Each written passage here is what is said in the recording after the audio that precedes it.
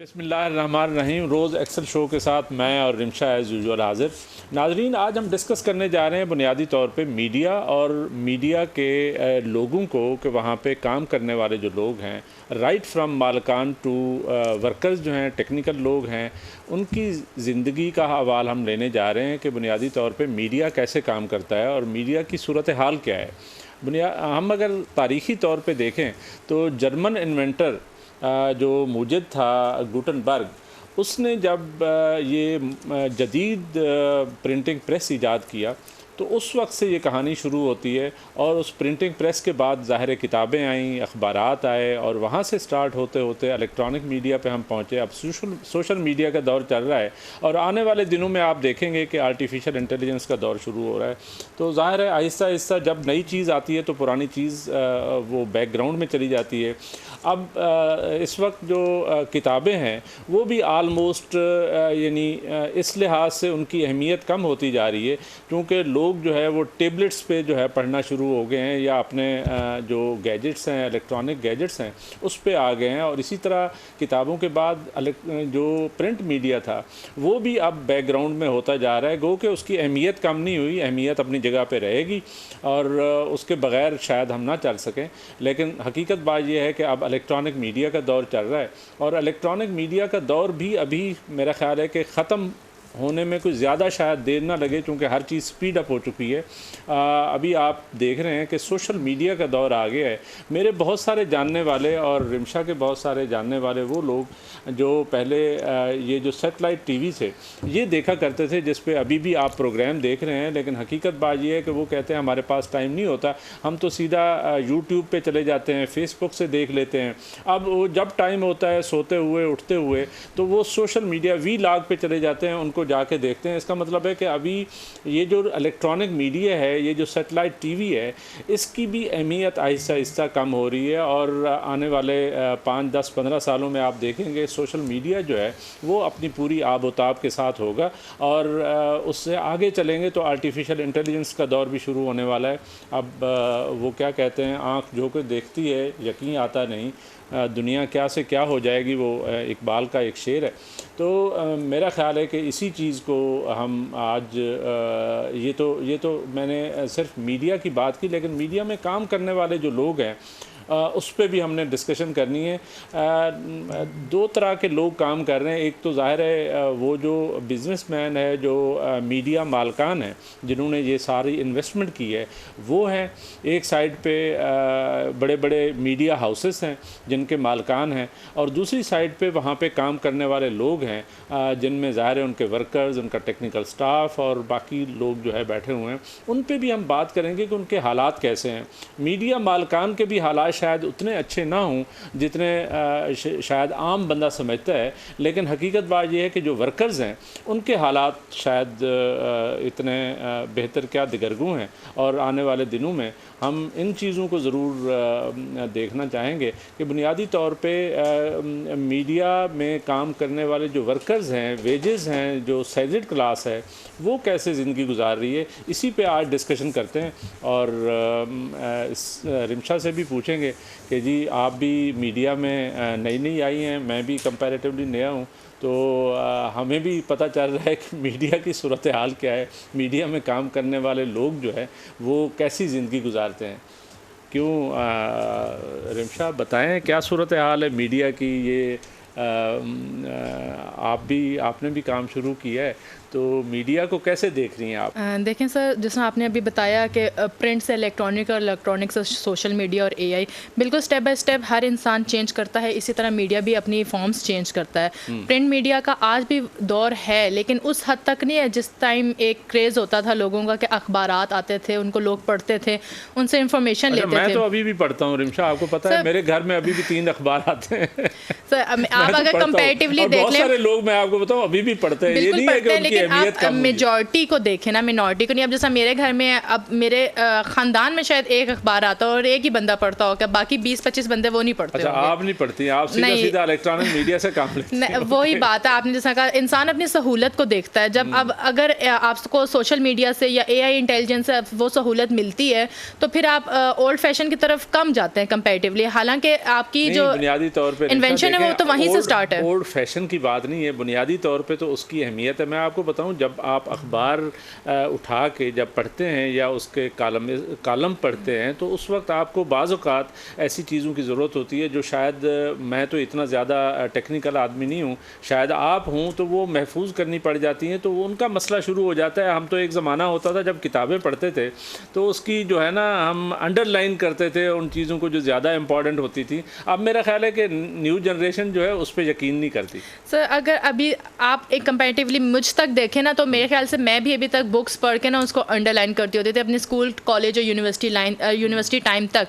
लेकिन अब रिसेंटली अब की जनरेशन देखें जो अब ऑनवर्ड 2015 या 2010 के बाद की जनरेशन है, वो उनके पास ऑलरेडी बचपन से लैपटॉप्स हैं और मोबाइल्स हैं। अब तो पढ़ाई भी ऑलमोस्ट मोबाइल के ऊपर आती है, आपको टीचर्स भेज रहे होते हैं, तो उनको तो शायद बुक्स पढ़ना भी अजाब लगता होगा। आप अखबार पढ़ने की बात करते हैं, उनको बुक्स पढ़ना भी अजाब लगता है। अच्छा, लेकिन इसीलिए तो मेरा ख्याल है कि हमारे जो स्टैंडर्ड्स हैं, आप समझती हैं कि स्टैंडर्ड्स पहले वाले हैं या गिर रहे हैं? वैसे तो हर न्यू जनरेशन के मुताबिक यही कहा जाता है कि उसकी पुरानी वाली जो वो जनरेशन थी उसके स्टैंडर्ड बहुत बेहतर थे। हालांकि होता ये है कि ये प्रोग्रेसिव लोग होते हैं, जो नई बेसिकली जनरेशन आती ना है सर, progressive अब जिस तरह देखा जाए, अब वही बात आती है जैसा मैथ के क्वेश्चंस है, जब तक कैलकुलेटर नहीं था, कंप्यूटर नहीं थे, मोबाइल्स नहीं थे, तो लोग खुद सॉल्व करते होते थे। हमें जुबानी आते थे, इतने मुश्किल चीज़ें हम लोग खुद सॉल्व करते होते, अलजबरा वगैरह ये सारा कुछ सॉल्व करते थे। लेकिन अब के बच्चों को कहें ना कि आप 2+2 भी कैलकुलेटर के अलावा करें तो उनसे नहीं होता, उन्हें भी डाउट रहता है स्टिल अपने आंसर के ऊपर।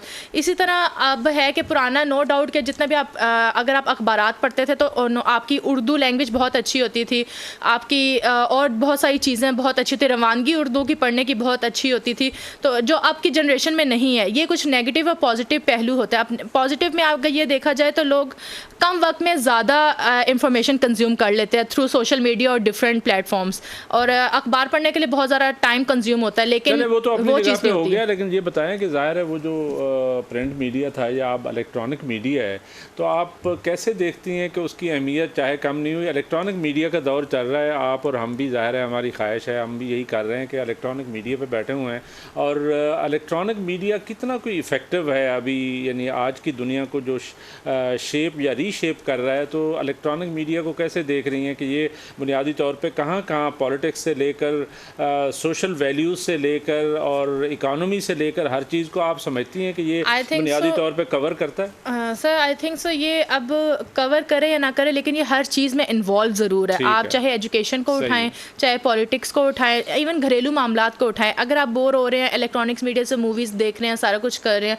पहले एक दौर था सीडीज़ आती होती थी, लोग स्पेशल सीडीज़ लाते थे, उसे लगाते थे, तो लेकिन अब यूट्यूब का दौर है। बात कर दी तो सास भी कभी बहू थी, वो मुझे याद आ गया।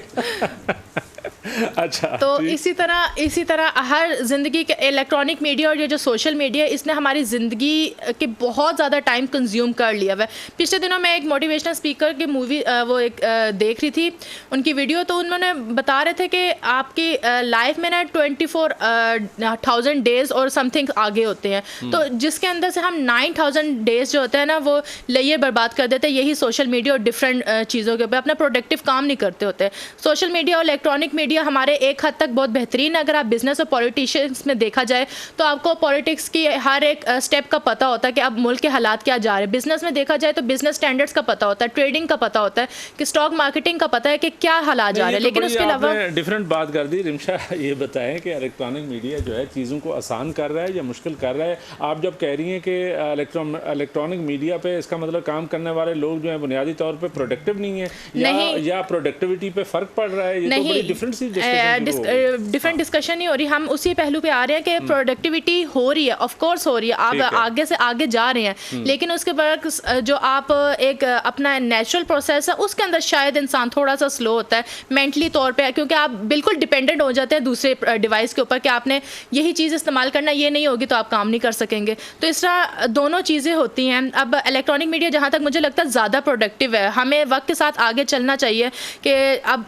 हमें, मुझे नहीं लगता कि हमें उस तरह अब जिन चीज़ों के लिए ये बनी हैं वो चीज़ें हम ना इस्तेमाल करें और पुरानी चीज़ें इस्तेमाल करते रहें, तो मेरा नहीं ख्याल मुल्क आगे जाएगा। लेकिन रिमशा, आप नहीं समझती कि हमारा मुल्क एक अजीब सा मुल्क है जहाँ पे आपको पता है सबसे ज़्यादा जो है वो न्यूज़ देखी जाती हैं, ये जो न्यूज़ चैनल्स हैं बुनियादी तौर पे उनको ज़्यादा देखते हैं एज़ कम्पेयर टू जो दूसरे यानी चैनल्स हैं, एंटरटेनमेंट चैनल्स हैं, और ये न्यूज़ पे बैठे रहते हैं। और सारे लोग जो हैं, चाहे वो अनपढ़ है, पढ़ा लिखा है, बहुत इंटेलेक्चुअल है, वो हमारे यानी सियासी लिहाज से बड़े लगता है कि यानी बहुत ज़्यादा एक्सपर्ट हो गए हैं, लेकिन ये सियासत जो है आपको मईशत को बेहतर करने के लिए कोई ख़ास रोल नहीं प्ले कर रही। अगर ये प्ले करती होती तो पाकिस्तान डिफ़ॉल्ट पे ना पहुंचा होता। इसका मतलब है कि ये जो इलेक्ट्रॉनिक मीडिया है ये कहीं ना कहीं पे कोई डिस्ट्रक्टिव फोर्स के तौर पे भी काम कर रहा है। इसका मतलब है कि सारी चीज़ें प्रोडक्टिव नहीं है, जहाँ पे बहुत सारी चीज़ें इसने आसान की हैं वहाँ बहुत सारी मुश्किल भी की है, मुश्किल भी। अभी आपने जैसा कहा, एक इसका ये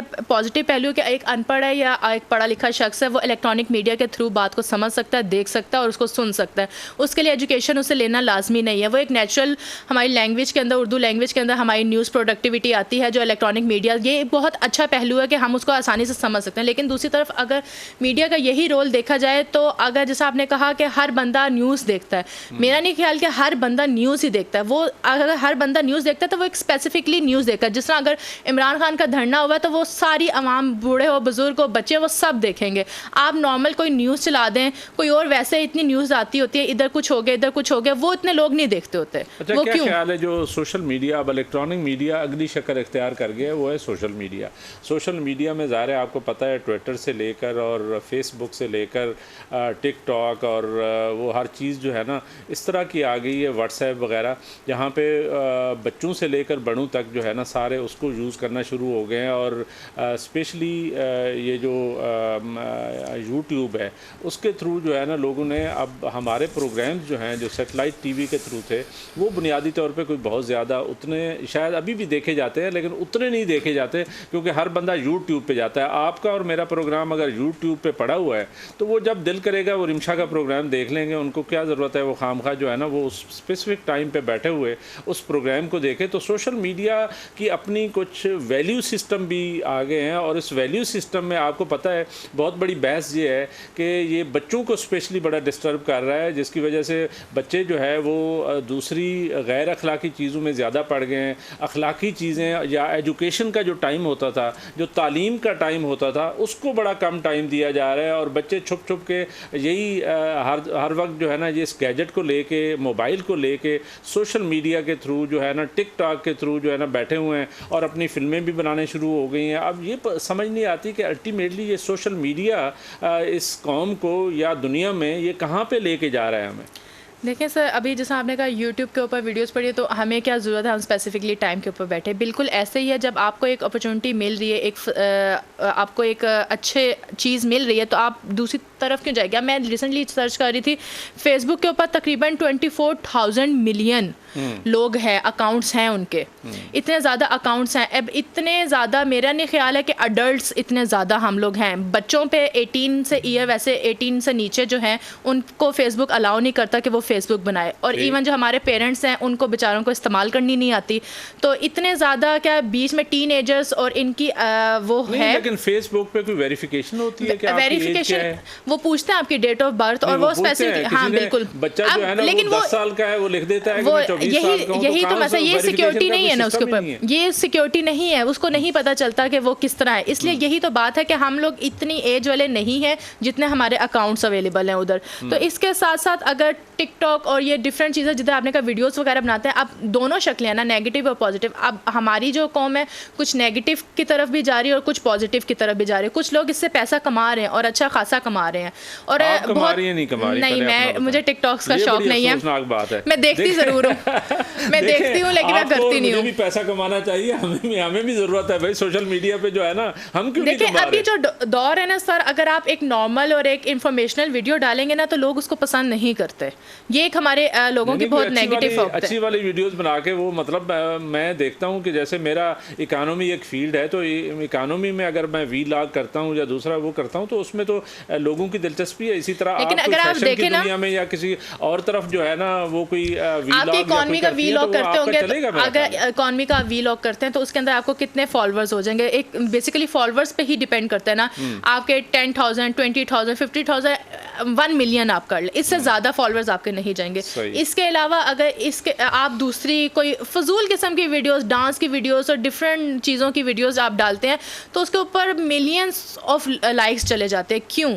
अब जैसा मैं रिसेंटली, हमारे पाकिस्तान की सबसे बड़ी टिकटॉकर जन्नत मिर्ज़ा हैं, उनके इंस्टाग्राम के ऊपर 23 मिलियन फॉलोअर्स हो चुके हैं। क्या बात है भाई, तो वो पाकिस्तान की फर्स्ट इन्फ्लुएंसर बनी हुई है। मैं इधर जो है ना I8 में, आपको पता है चिनार पार्क है, वहाँ पे हम दोस्त जो है ना वॉक करते हैं, तो वहाँ पे रोज़ पता नहीं कितने सारे लोग जो है ना वो टिकटॉक के लिए या सोशल मीडिया के लिए वहाँ पे वो फिल्में बना रहे होते हैं, वीडियोस बना रहे होते हैं। इसका मतलब है कि कौम कोई ना कोई कमा भी रही होगी ना, इतने सारे लोग बैठे हुए हैं, क्योंकि वहाँ पे ज़ाहिर एक पार्क है और पार्क बड़ा अच्छा है, मेनटेन्ड है, वेल मेनटेन्ड है, CDA ने किया हुआ है। तो उसकी वजह से यहाँ पर मैं देखता हूँ कि बहुत सारी वीडियोज़ बन रही होती हैं। तो हमें भी असूलन तो हमें बनाना चाहिए, हमें भी कहीं ना कहीं कोई किरदार अदा करना चाहिए। लेकिन देखें, आप और हम जैसे लोग, हम लोग चाहते होते हैं हम इंफॉर्मेटिव वीडियोस बनाएं, तो वो हमें सूट करती है अच्छी। अगर डांस करना शुरू हो जाए वीडियोस के ऊपर, तो एक जो इमेज होता है अच्छा ना करें, लेकिन ये है कि कोई अच्छी वीडियोस तो बन सकती हैं, वीडियोस बन सकती हैं, आप लोग भी तो पसंद कर रहे होते हैं, बिल्कुल पसंद कर रहे होते हैं। लेकिन वही बात आती है कि आप ईमानदारी से जब काम करते हैं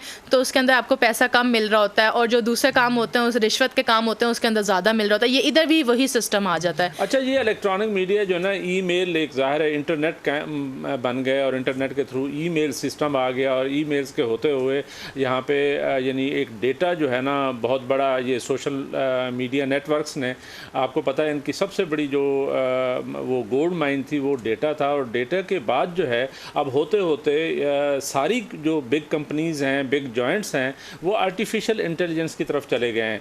अब ये है कि आने वाले दिनों में शायद मैं और आप बैठे हुए इधर प्रोग्राम ना कर रहे हो, बल्कि आर्टिफिशियल इंटेलिजेंस के थ्रू जो है ना कोई प्रोग्राम हो रहे हो, क्योंकि वो हमारे और आपसे कहीं ज़्यादा एक्यूरेट हैं, ज़्यादा वो अच्छे प्रोग्राम, नॉलेजेबल है, वो ज़्यादा नॉलेजेबल हैं। तो आने वाले दिनों में हो सकता है, आने वाले दिनों की बात करें, रिसेंटली ये न्यूज़ हो चुकी है कि पाकिस्तान ने अपने AI एंकर्स डेवलप कर चुके हैं वो, और उनके जरिए, जी बिल्कुल पाकिस्तान की बात हो रही है, वो अपने AI एंकर्स डेवलप कर चुके हैं, जिसके अंदर मेरे ख्याल से अभी तक 3 फीमेल्स और 1 मेल्स का उन्होंने डेवलपमेंट की है। तो अब बहुत जल्द उसका शो आना शुरू होगा। आपने बड़ी खबर दी है। अच्छा, मुझे नहीं पता था कि यहाँ पे भी कोई AI एंकर्स जो है ना आ चुके हैं। इसका मतलब हमारा और आपका फ्यूचर जो है ना वो तो अब तबाह होने लगा है, तो इसलिए बेहतर है कि हम भी टिकटॉक की तरफ चले जाएं। अच्छा बिल्कुल सही है।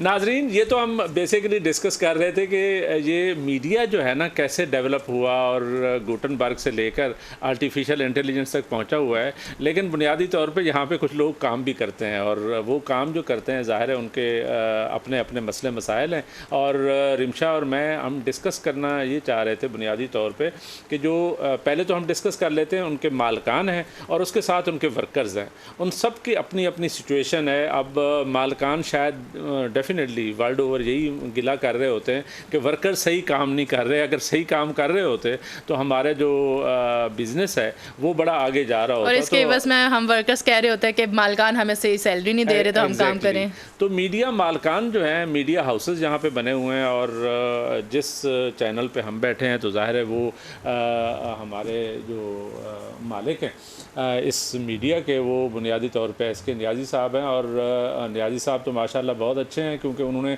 कम से कम वर्कर्स के साथ ये बड़ा अच्छा वो किया हुआ है कि तनख्वाहें टाइम पे मिल जाती हैं। ये एक बहुत बड़ी बात है और ये बहुत बड़ा उनका क्रेडिट जाता है। लेकिन सारे मीडिया मालकान जो है उनकी सिचुएशन ऐसी नहीं है। और मैं देख रहा था हमारे बिगेस्ट ऑफ जो मीडिया हाउसेस हैं उनके वर्कर्स भी 3-3, 4-4 महीने तक उनको तनख्वाहें नहीं मिल रही होती। ये बड़ी अजीब सी सिचुएशन है। रिमशा, आप कैसे देखती हैं कि मालकान वाकई किसी प्रॉब्लम का शिकार हैं, री इन्वेस्ट कर रहे होते हैं, बाहर जा रहे हैं, क्या सिचुएशन क्या है? आपको कोई अंदाज़ा है कि मीडिया मालकान क्या कहाँ खड़े हैं पाकिस्तान में? देखिए, न्यूज़ की अगर हम बात करें तो हमारे पाकिस्तान में इस तरह के न्यूज़ के साथ साथ जो हमारे दूसरे चैनल हैं, दूसरे चैनल्स, प्रोग्राम्स, एंटरटेनमेंट्स की तरफ जाते हैं तो मेरा ख्याल से एंटरटेनमेंट चैनल्स का बजट बहुत ज़्यादा होता है बनिस्बत न्यूज़ चैनल्स वगैरह के। तो अब एक वर्कर है इधर जिसको 40-45 हज़ार तनख्वाह मिलती है, उधर एक एक्टर है उनको लाखों में मिलती है। तो ये डिफरेंस आ जाता है मीडिया एंटरटेनमेंट और मीडिया न्यूज़ का। तो अगर मीडिया न्यूज़ डाउन में चलता है और हर दफ़ा कहा जाता है कि सिचुएशन बहुत ख़राब है, मीडिया का अब दौर नहीं रहा, मीडिया का दौर नहीं रहा, दूसरी तरफ एंटरटेनमेंट वो भी तो मीडिया से रिलेटेड है लेकिन उसका दौर बढ़ता ही चला जाता है। तो आपको नहीं लगता कि क्या दोनों तरफ बराबरी होनी चाहिए? नहीं, मेरा ख्याल है कि बुनियादी तौर पे मीडिया मालकान जो है ना, देखें मुख्तलिफ उन्होंने अपने बिजनेसेस शुरू किए हैं। ज़ाहिर है ये तो it is just a matter of choice कि उनके पास कैपिटल था, उनके पास इतना पैसा था कि उन्होंने लगाया और एक मीडिया हाउस कायम किया। या ये है कि पुराने दौर से चले आ रहे थे, जैसे यहाँ पे जंग ग्रुप है या पाकिस्तान है या दूसरे चैनल्स हैं, वो बुनियादी तौर पर वहाँ से इलेक्ट्रॉनिक मीडिया से आते आते इलेक्ट्रॉनिक मीडिया पर आ गए। इलेक्ट्रॉनिक मीडिया से वो मूवीज़ भी बनाते हैं, मुख्तलिफ ड्रामे भी बनाते हैं। तो मेरा ख्याल है कि सारे ये जो अभी मीडिया हाउसेस हैं वो एक तो आपको पता है मोनेटाइज हो जाती हैं, जो इनके प्रोग्राम्स हैं वो अगर चल रहे हैं और वीडियोस जो है ना वो उस पे जा रही हैं, यूट्यूब पे जा रही हैं या फेसबुक पे जा रही हैं, वो सारे वहाँ से कमा भी रहे होते हैं। और ख़ासा स्पेशली वो मीडिया हाउसेस जिन्होंने अपना जो आईटी की टीम है वो और मार्केटिंग टीम अच्छी रखी हुई है, वो तो बहुत कमा रहे हैं और मीडिया मालकान बड़े खुश भी हैं। लेकिन हकीकत बात ये है कि सारे मीडिया हाउसेस ऐसे नहीं हैं। बहुत सारे हमारे रिसेंटली हमने ये देखा है कि मीडिया मालकान में ये जो हमारे रियल एस्टेट टाइकून्स हैं ये बहुत आ गए हैं। और आप लोगों को भी पता होगा, यहाँ पे मलिक रियाज का एक बड़ा ब्रांड नेम है, उन्होंने भी एक्सप्रेस टीवी ले लिया। तो इसका मतलब है कि सारे जो है ना मुख्तलिफ टीवी आ रहे हैं और वो सारे कहीं ना कहीं प्रॉपर्टी टाइकून से रिलेटेड हैं। और इसका मतलब ये है कि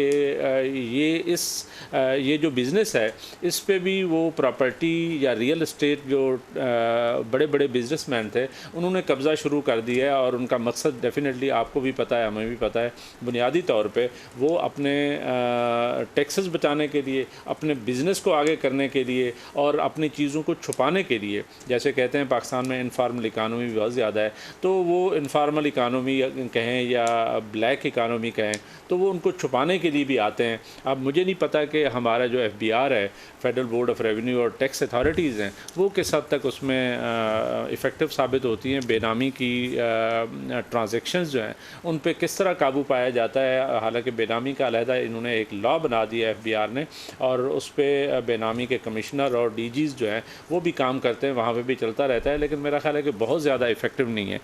ये तो मीडिया मालकान की बात होगी, जो ज़ाहिर है मेरा मकसद ये नहीं है कि सबका सब जो है वो प्रॉपर्टी टाइकून ने ले लिए। यहाँ पे बड़े अच्छे भी मालकान भी हैं सर, लेकिन आप देखें ना, मालकान पे मेरा नहीं ख्याल कि मालकान के ऊपर उस तरह का एक सिचुएशन आती है जो एक मीडिया वर्कर्स के ऊपर आती है। उनके पास फिर भी बैकअप में पैसा होता है। जब मीडिया वर्कर्स के आप तनख्वाह रोक देते हैं या कुछ इस तरह का सिचुएशन आते हैं कि आप नहीं उसकी अदायगी कर सकते, तो आखिर उनका भी तो घर बार है, वो भी तो चलाना ज़रा मुश्किल हो जाता है। हाँ, सही कह रही हैं। ये जो मीडिया वर्कर्स हैं बुनियादी तौर पे इनके मसले मसाइल मैंने देखा है कि बहुत ज़्यादा हैं। और इन मीडिया वर्कर्स में मैंने तो हमेशा देखा है कहीं ना कहीं एहतजाज भी हो रहा होता है। लास्ट टाइम तो पिछली गवर्नमेंट के दौर में मैंने देखा था कि सुप्रीम कोर्ट ने नोटिस लिया हुआ था। और अभी भी आपको पता है एक नया लॉ जो आया है, जो अभी मरियम औरंगज़ेब साहिबा 2-4 दिन पहले एक्सप्लेन भी कर रही थी। वो कहती हैं कि हमने मीडिया वर्कर्स जो हैं उनके हकूक़ का ख्याल रखा है, उनके लिए सेहत कार्ड और बाकी चीज़ें, कोई ऑनलाइन ऐप्स जो है ना, यानी गवर्नमेंट ऑफ पाकिस्तान जो है उसको उसकी टेक केयर करने के लिए, उनकी बेहतरी के लिए, उनकी वेलफेयर के लिए उन्होंने बाकायदा वो किया है। मेरा ख्याल है कि रिमशा पता नहीं आपने अपने आप को रजिस्टर करवाया, उसमें नहीं करवाया पहले? नहीं, मैंने नहीं करवाया। नहीं करवाया तो करवा लें, मैंने भी नहीं करवाया, मैं भी करवाता हूँ। नाजरीन, ये मतलब एक अच्छी चीज़ है कि रियासत पाकिस्तान अगर मीडिया वर्कर्स का ख्याल रख रही है तो मीडिया मालकान भी डेफिनेटली कहीं ना कहीं उनको भी एहसास पास होगा उनको भी पाबंद किया जा रहा है कि वो भी वर्कर्स का ख्याल रखें और उनको पेमेंट जो है मौके पे दे दिया करें। मैंने पहले ही बताया कि हमारे रोज़ टीवी नेटवर्क जो है यहाँ पे कम से कम ये वाली वेजेस और सैलरीज़ का कोई इशू नहीं है जी। तो ये बहुत अच्छी बात है कि इधर इशू नहीं है, लेकिन अब हम लोगों ने तो ओवरऑल डिस्कस करना है, जो लोग नहीं भी कह सकते उनके हवाले से भी डिस्कस करना है। तो सर वर्कर्स के इसके साथ साथ अगर हम चलें तो क्या आपको लगता है कि पिछले टाइम पे आज से साल 2 साल पहले मैंने देखा था एकदम से मीडिया में जैसे वो कहते हैं ना भूचाल सा आया था, सारे वर्कर्स को निकाला जा रहा था, तो उसके हवाले से आप क्या कहते हैं कि वो क्या हुआ था और अब सिचुएशन कैसी है? वहाँ ये सिचुएशन होती है, बहुत सारे ज़ाहिर है वो उनके विम्स पे रहते हैं, मालकान के विम्स पे रहते हैं, लेकिन ये है कि हमें देखना ये है कि पाकिस्तान में ये सिचुएशन है तो वर्ल्ड में क्या प्रैक्टिस है। मेरा ख्याल है कि दुनिया में सबसे ज़्यादा जो इफ़ेक्टिव लोग हैं या इफ़ेक्टिव है चीज़ है वो मीडिया है, और मीडिया के लोग जो है बहुत इफ़ेक्टिव हैं। आपको यानी हुकूमत जो है ना यहाँ पे भी इफ़ेक्ट करती है, लेकिन मीडिया के लोग जो है जो हमारे स्पेशली एंकर्स हैं वो बुनियादी तौर पे बहुत रोल प्ले कर रहे हैं। और यहाँ पे मुझे अभी भी याद है प्रिंट मीडिया में जब ये बेनज़ीर भुट्टो शहीद जो है उन्होंने एक दफ़ा एक मशहूर एंकर पर्सन है जिनको जो है उन्होंने कहा कि ये बेसिकली मेरी हुकूमत को गिराना चाहते हैं, और इसी तरीके से हर हुकूमत शायद किसी न किसी को टारगेट करती है। और पिछली हुकूमत भी कह रही थी, इस हुकूमत का मुझे नहीं पता किसी को ब्लेम करते हैं या नहीं करते, लेकिन मीडिया वर्कर्स जो हैं या एंकर्स जो हैं वो कहीं ना कहीं सफ़र भी कर रहे होते हैं। मैंने देखा है कि उनको टारगेट भी किया जाता है। यहाँ पे तो बाकायदा यानी मिसिंग पर्सन में भी पाकिस्तान में शामिल हो गए हैं। ये वो बात है ना कि ये हम मैं और आप मीडिया के अंदर हैं, इस वजह से हमें पता है कि क्या क्या कुछ होता है। जो लोग सिर्फ हमें टीवी के ऊपर देखते हैं उन लोगों को नहीं पता चलता कि एक मीडिया पर्सन की लाइफ में कौन सी मुश्किलात आती हैं कौन सी नहीं आती। ये ज़रा बताइएगा कि उनकी आम लाइफ जो है वो किस हद तक यानी मेरे ख्याल से बिल्कुल सर, अगर मैं देखा जाए तो मेरे ख्याल से एक जर्नलिस्ट की लाइफ सबसे टफ लाइफ होती है। आपको हर वक्त अप टू डेट रहना होता है, हर न्यूज़ के बारे में पता होना चाहिए आपको। अगर इसके अलावा आप देखा है जो न्यूज़ आप इंफॉर्मेशन हासिल करते हैं जो एक्सक्लूसिव न्यूज़ होती हैं, अगर आप उसको समटाइम्स किसी के मतलब मिजाज के ख़िलाफ़ हैं तो मोस्ट ऑफ द टाइम आपको जान का नुकसान का भी डर होता है। जैसे हामिद मीर की हम एग्जांपल ले लेते हैं, काफ़ी कुछ साल पहले जब उनके ऊपर फायरिंग की गई थी और उनका काफ़ी नुकसान हुआ था, अल्लाह उन्हें ज़िंदगी दे, बचत हो गई थी, लेकिन एक जनरल देखें ना एक टफ कितना है, लोगों को तो लगता है। हामिद मीर साहब की, और मुझे हामिद मीर साहब की शुक्र है अल्लाह ताला उनको लंबी ज़िंदगी दे, वो बच गए, लेकिन हकीकत बात ये है कि अभी भी कुछ लोग मिसिंग हैं, उनका भी हमें एहसास करना चाहिए। दूसरा मुझे जो याद आ रहा था वो ये है कि देखें अदनान खशोगी जो है जो इंटरनेशनल जर्नलिस्ट था, उसको टर्की में जिस तरीके से एक एम्बेसी में एक हमारे मतलब बिरादर मुल्क के एम्बेसी में जिस तरीके से एलिमिनेट किया गया, ये भी बड़ी अफसोसनाक कहानी है। इस तरह के जो वाक़यात होते हैं वो भी जर्नलिस्टों के साथ ही होते हैं। वो जो मोहम्मद शरीफ नाम था, अरशद शरीफ में उनके साथ हुआ जी। तो ये एक बहुत रिस्की काम होता है। सिर्फ टीवी पे बैठ के बोलना ही हमारा मकसद नहीं होता, बैकग्राउंड पे जितनी हम लोगों की मेहनत होती है वो शायद नज़र नहीं आती हमें ऑन स्क्रीन, लेकिन इसके पीछे एक लाइफ की आप बहुत बड़ा एक हिस्सा होता है कि आपने किस तरह अपने आप को बिल्डअप करना है, नुकसान से कैसे बचना है और आप तक अपनी इंफॉर्मेशन कैसे पहुँचानी है। एग्जैक्टली ये सही बात है कि ये मीडिया वर्कर्स का सिर्फ ये नहीं है कि सैलरीज़ और वेजेस का मसला है, या मीडिया में काम करने वालों का सिर्फ यही मसला होता है कि वो उनकी यानी डे टू डे लाइफ जो है ना वो भी बड़ी डिफ़िकल्ट होती है। और अगर यहाँ से जैसे अरशद शरीफ मरहूम की बात की गई तो वो भी बड़ा अफसोसनाक है। वो यहाँ से जो है ना मेरा नहीं ख्याल कि खुशी से बाहर गया, वो परेशान होकर यहाँ से गया, और जाते जाते बहरहाल वो क्या कहते हैं कि फेट जो है डेस्टिनी जो है वो कहीं बंदे को ले जाती है। कीनिया में जाके उनके साथ जो कुछ हुआ ये बड़ा अफसोसनाक है। अभी भी एक कमीशन बना हुआ है जो उस पर तहकीकात कर रहा है और सुप्रीम कोर्ट में उसका केस चल रहा है। मुझे नहीं पता, लेकिन हकीकत बात ये है कि केस का कुछ भी नतीजा देखिए सर, पाकिस्तान में तो नहीं रहेगा। वही बात है, आप सिर्फ जर्नलिस्ट की बात करें, एक ओवरऑल एक पर्सन की बात करें, जब भी एक केस चलता था वो सालों चलता है, लोगों की उम्रें गुजर जाती है। अब आपने जैसे हम बात की बिजनेस टैकून्स जब कम ओवर करते हैं या कोई भी टैबू जब आता है तो डिफ़िकल्ट हो जाता है आपको इंसाफ मिले। सही बात है। ये एक बड़ी इम्पोर्टेंट बात है कि सिर्फ़ ये नहीं है कि ये कोई आगे का फेस है, ये बस लोग जो है ना वो काम कर रहे हैं। मुझे इससे एक और बात याद आ गई, ये मीडिया जो है ना इतनी ख़तरनाक चीज़ है, वो जो फेस बन जाता है। अब लेडी डियाना जो है, चूँकि वो एक बहुत बड़ा ब्रांड था और बहुत बड़ी शख्सियत थी, उसको भी कोई पापाराज़ी जो हैं, वो जर्नलिस्ट जो हैं, वो फॉलो करते हुए शायद उसी चक्कर में उसका एक्सीडेंट हो गया। और इसके अलावा मुझे याद आ रहा था, पाकिस्तान की हिस्ट्री अगर देखें तो एक बड़ी मशहूर अदाकारा होती थी शबनम, अभी भी ज़िंदा हैं, बांग्लादेश में रहती हैं। वो बेसिकली बंगाली थी, लेकिन पाकिस्तान में उनका बहुत बड़ा नाम था। वो नदीम और शबनम की बहुत बड़ी जोड़ी जो है हमारी फ़िल्मों में आया करते थे। वो भी एक मीडिया है, तो इसी हवाले से हम बात कर रहे हैं। वो चूँकि फेस था तो उसको कोई एक कॉलेज के स्टूडेंट्स ने वो जाके जो है ना उसके साथ ज़्यादती की, और उसके बाद वो यहाँ के इंसाफ के निज़ाम से मायूस होकर वो फिर चली गई यहाँ से और बांग्लादेश में मुस्तकिल जाके रहने लगी। तो यहाँ पे पाकिस्तान में और पाकिस्तान जैसे मुल्कों में या बड़े मुल्कों में भी होता होगा, लेकिन यहाँ पे स्पेशली नाजरीन बहुत कुछ हो रहा होता है। ये जो हमें बड़े बड़े फेसेस नज़र आते हैं मीडिया पर और मीडिया में काम करने वाले लोगों के, उनके साथ कोई अपने ज़ाती मसले मसाइल भी चल रहे होते हैं। और देखने वाला तो यही समझता है कि ये सारा जो है ना हरा नज़र आ रहा होता है उसे।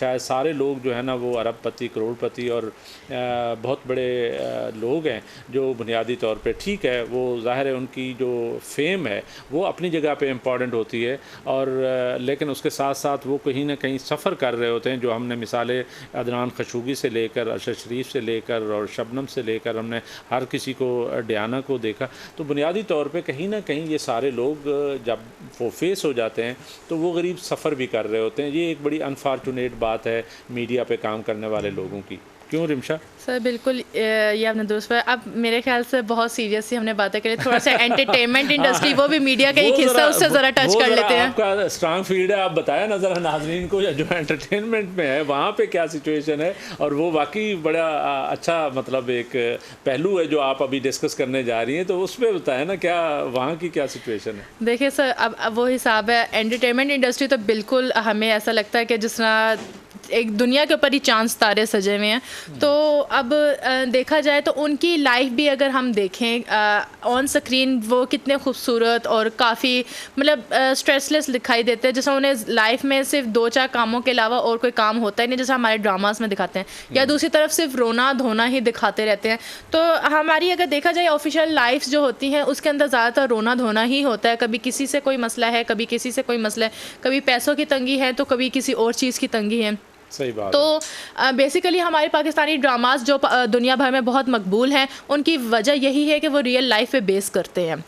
तो ये अगर बात सही है आपकी। हमारे ड्रामे अभी भी मेरा ख्याल है कि वो, मैं तो कुछ ज़्यादा ड्रामे नहीं देखता, लेकिन मेरी वाइफ देखती है, तो वो हम पे जो ड्रामे आ रहे होते हैं वो उनको बड़े पसंद हैं। हम न्यूज़ में नहीं, हाँ ज़ाहिर है यहाँ पे मेरा ख्याल आते भी नहीं होंगे, न्यूज़ चैनल तो उनका अलहदा है, लेकिन हम एक बुनियादी तौर पे एक एंटरटेनमेंट चैनल था और उस पर ड्रामे सुनाए अभी भी बहुत अच्छे आते हैं और वो हर जगह पे देखे भी जाते हैं। सर सिर्फ हम बात क्या करें, इस वक्त ऐसा चल रहा है कि पाकिस्तानी ड्रामास जितने भी बन रहे हैं ना वो वर्ल्ड वाइज बहुत मकबूल हैं, बहुत पसंद किए जाते हैं। तो हाँ, मैं अभी देख रहा था कोई ड्रामा जो है ना वो मेरा ख्याल है पाकिस्तान में भी बड़ा मकबूल था। क्या नाम है उसका? वो इंडिया में जा रहा है और इंडिया में उसकी जो है ना मकबूलियत इतनी बढ़ी हुई है। मेरे पास तुम हो या इस तरह का कोई ड्रामा। बिल्कुल, मेरे पास तुम हो वो काफ़ी पहले, अब तो ख़त्म हो चुका है, लेकिन वो काफ़ी बहुत अच्छा इंडिया जा रहा है अभी। इसका मतलब है कि हमारे जो यानी जियो पॉलिटिक्स है या हमारी जो हमसाय मुल्कों के साथ ताल्लुकात हैं, जो हमारे फॉरेन रिलेशंस हैं, बहुत अच्छा जरिया है हमारा अच्छे ताल्लुकात का। बिल्कुल हमारे अच्छा ताल्लुकात का ज़रिया है। इसके अलावा अगर हम देखें कि अब जैसे हमारे जो सेलिब्रिटीज़ होते हैं मीडिया इंडस्ट्री के, तो वो बहुत हर वक्त तैयार और ये सारा कुछ रहता है। क्या हम देखते हैं कि हम रियल लाइफ में भी क्या वो हमें ऐसे ही मिलते हैं या नहीं मिलते? नहीं, ज़ाहिर है अगर उनकी इनकम जो है ना वो प्रॉपर है और वो किसी प्रॉपर जगह पे जो है ना वो एडजस्ट हो गए हैं और वहाँ से उनको रीज़नेबल रिम्यूनरेशन मिल रही है, या ये है कि उन्होंने कोई ड्रामे बनाने शुरू कर दिए हैं, वो इलेक्ट्रॉनिक मीडिया का यानी सोशल मीडिया पे कोई यूट्यूब चैनल खोल लिया है और कोई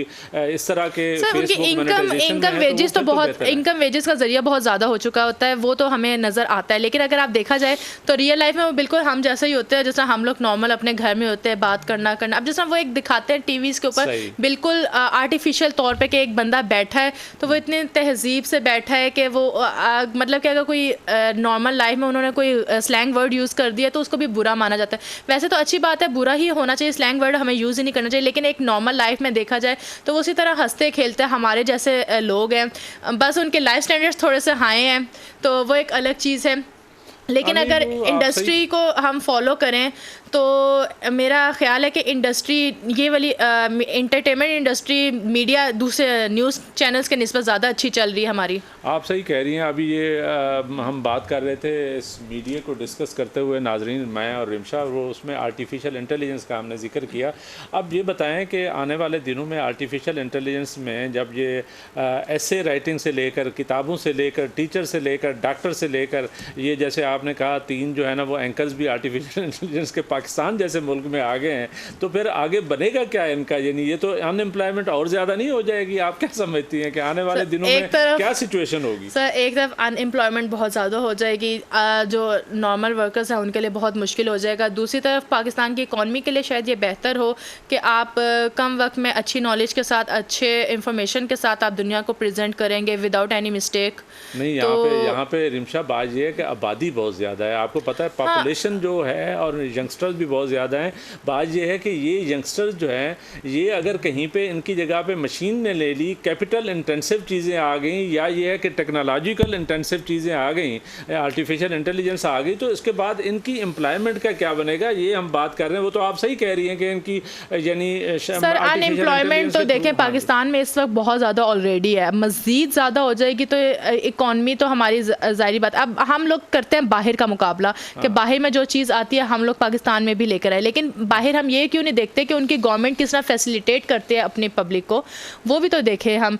उनकी हर चीज़ फ्री है। यहाँ पे इंडस्ट्री नहीं बढ़ रही है, बुनियादी तौर पे यहाँ पे अनएम्प्लॉयमेंट किस लिए है? क्योंकि हमारे पास जॉब्स अवेलेबल हैं, इंडस्ट्रीज नहीं है। हाँ, तो मैं बात ये कर रहा था कि ये मीडिया जो है ना, चलते चलते अगर आर्टिफिशियल इंटेलिजेंस तक पहुँच गया है तो अल्टीमेटली फिर हमारे यानी एम्प्लॉयमेंट का क्या होगा? क्योंकि अल्टीमेटली तो इंसान ने जो खाना पीना है वो तो यही उसका शाम सुबह का वो रोटी रोज़ी और वो सारी चीज़ों का बंदोबस्त कहाँ से आएगा? अगर आर्टिफिशियल इंटेलिजेंस यानी आपने एक मशीन ले ली और मशीन के थ्रू सारे काम चल रहे हैं, तो फिर इनके ज़राए कौन से होंगे जिनके थ्रू ये खा रहे होंगे? क्योंकि एम्प्लॉयमेंट अगर इतनी ड्रास्टिकली नीचे चली गई और अनएम्प्लॉयमेंट ज़्यादा आ गई तो फिर क्या बनेगा? पाकिस्तान जैसे मुल्कों का क्या बनेगा? मुझे नहीं समझ आती। उसकी वजह यह है कि ये जो तरक्की है कहीं ना कहीं जैसे इंसान को आइसोलेशन की तरफ लेके चली गई। अब यानी एक ही घर में हमने देखा कि 5 बंदे बैठे हुए हैं और पांचों के हाथ में जो है ना वो ये गैजेट है, इलेक्ट्रॉनिक गैजेट है, मोबाइल है,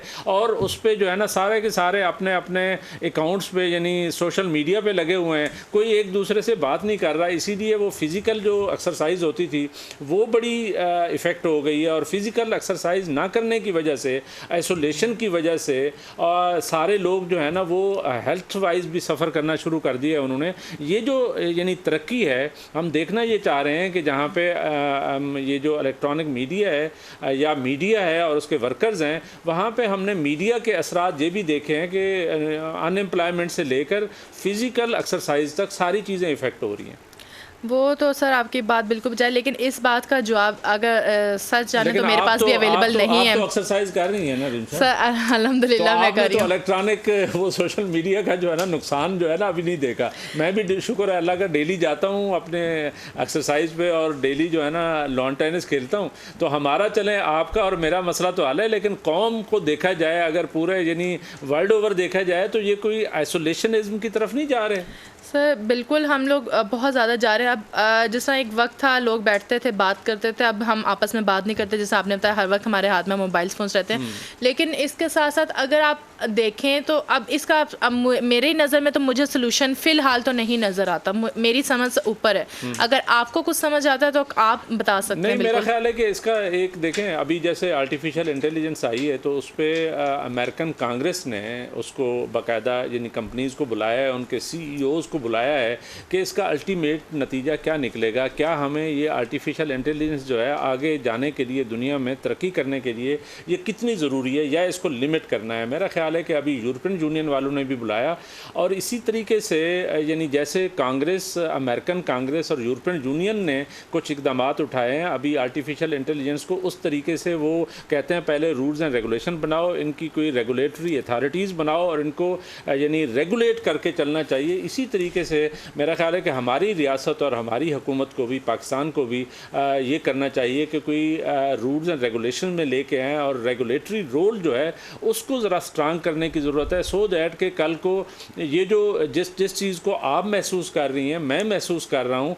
सारी यानी पाकिस्तानी कौम जो है, हर माँ बाप जो है उसको महसूस कर रहा है, असातिज़ा फ़ील कर रहे हैं, और इन सारी चीज़ों को उनके बुरे असरात से बचाने के लिए कोई रेगुलेटरी फ्रेमवर्क जो है उसको बेहतर करना होगा। और दूसरा ये कि रियासत को एक काम ज़रूर करना चाहिए, वो ये है कि अपने निसाब में चीज़ों को शामिल करें और बच्चों को पढ़ाया जाए कि जी इसमें बैलेंस रखना चाहिए कि सारा वक्त जो है वो इलेक्ट्रॉनिक गैजेट को देने के बजाय, मोबाइल को और सोशल मीडिया को देने के बजाय आप अपनी फ़िज़िकल एक्सरसाइज भी किया करें, सो दैट कि आपका जब तक आप फिज़िकली तंदुरुस्त यानी जिस्मानी तौर पे तंदुरुस्त नहीं होंगे, आप जहनी तौर पे भी तंदुरुस्त नहीं हो सकते। उसका ख्याल ज़रूर रखना चाहिए। ये जो मीडिया आया है ये इतना असल में अट्रैक्टिव है और इसमें चमक इतनी ज़्यादा है और इसकी अट्रैक्शन इतनी ज़्यादा है, मेरा ख्याल है कि उस चमक में सारे लोग जो है ना वो उस फ्लो में आगे चले गए हैं। इसलिए रियासत पाकिस्तान और हुकूमत पाकिस्तान को अपना एक रोल प्ले करना होगा, और सारी दुनिया में ये हो रहा है कि हमें अपने रोल को रोबस्ट करने के लिए तो हमें करना ये चाहिए कि इस न्यू जनरेशन को किसी पॉजिटिव साइड पे लाने के लिए ये सिर्फ यानी सोशल मीडिया पे बैठ के काम ना करें, बल्कि यहाँ पे हमारे बिजनेसमैन को भी चाहिए कि वो यहाँ पे इंडस्ट्री जो है लगाएं, और यहाँ पे बेसिकली देखें दुनिया में अगर किसी ने आगे भी जाना है तो बुनियादी तौर पे वो इंडस्ट्री से, इन्वेस्टमेंट से अपनी इकानमी को ठीक करते हुए जा सकता है। वो सिर्फ यानी टिकटॉक पे बैठ के फिल्में बनाने से आगे नहीं जा सकता। ये भी एक डायरेक्शन है, ये कोई इतनी बुरी भी नहीं है, लेकिन हकीकत बात ये है कि अगर इस कौम को आगे जाना है तो इस इलेक्ट्रॉनिक मीडिया का कोई बेहतर इस्तेमाल करना होगा, सो दैट कि इलेक्ट्रॉनिक मीडिया जो है एक पॉजिटिव रोल प्ले कर सके। क्यों रिमशा? बिल्कुल ऐसा ही है सर, लेकिन आप देखें जिस तरह हमारे अगर बिजनेसमैन यहाँ पे इंडस्ट्रीज़ लगाते भी हैं तो उनको भी एक सैलरी, एक अमाउंट, अच्छी खासी ह्यूज अमाउंट उनको अपने वर्कर्स को पे करनी होती है। हमारा इंपोर्ट एक्सपोर्ट का बिज़नेस इस कदर बंद है और हमारे मुल्क दूसरे मुल्क से ताल्लुकात इतने अच्छे नहीं, डिफ़ॉल्ट हम होने जा रहे हैं।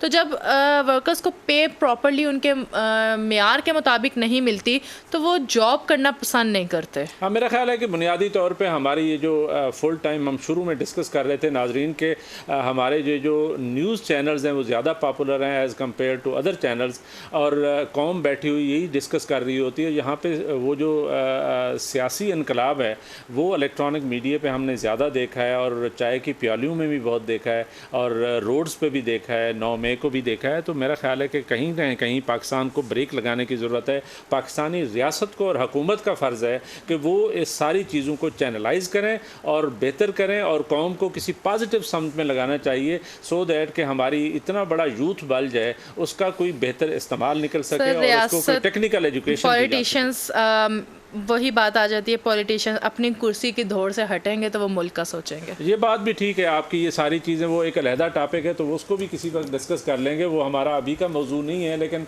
रिमशा फिर आज जो है ना, मेरा ख्याल है कि हमने ये तो बड़ा डिटेल में डिस्कस कर लिया कि मीडिया मालकान, मीडिया वर्कर्स और मीडिया का रोल ये क्या होना चाहिए और क्या है और क्या सूरत हाल है, और आने वाले दिनों में वो किस हद तक आगे जो है ना वो बेहतर इसको किया जा सकता है। मेरा ख्याल है हमारे प्रोग्राम का टाइम जो है प्रोड्यूसर साहब कह रहे हैं कि ख़त्म हो जाता है। तो नाजरीन, मुझे और रिमशा को इजाज़त, अगले प्रोग्राम तक अल्लाह हाफ़िज़। अल्लाह हाफ़िज़।